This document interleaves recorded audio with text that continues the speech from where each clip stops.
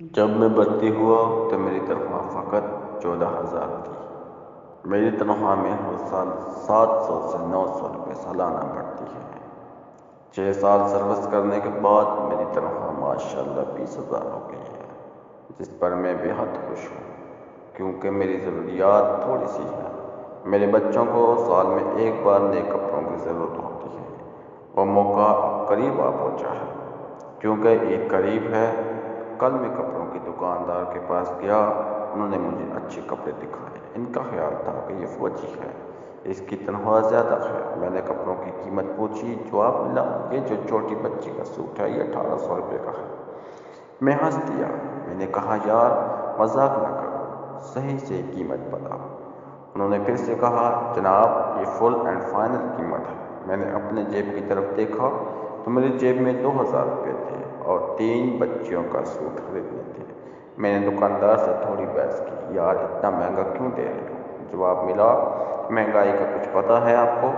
میں خاموش ہوا، میرے پاس جواب نہیں تھا۔ مجھے کیا پتہ تھا کہ 4 مہینے بعد عید کے لیے گھر آیا تھا۔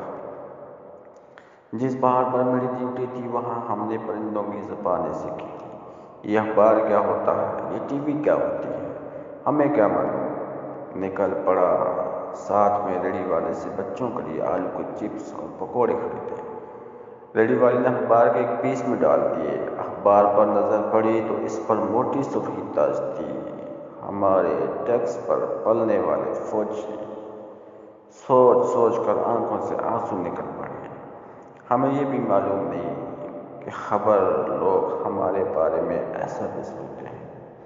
ہم تو اس دھرتی کو ماں سمجھ کر بارڈر لائن پر دشمن کو سینہ تان کر کھڑے ہوتے ہیں، اور یہاں کچھ لوگ ہمارے بارے میں ایسا بھی سنتے ہیں۔ میری تنخواہ قلیل ہے، لیکن شکر ہے میرا اس پر گزارا ہوتا ہے۔ میری ضروریات بہت کم ہیں۔ میری تنخواہ حلال ہے، کیونکہ میں جہاں بھی ڈیوٹی کے لیے جاتا ہوں ہر روز موت کا سامنا کرتا ہوں۔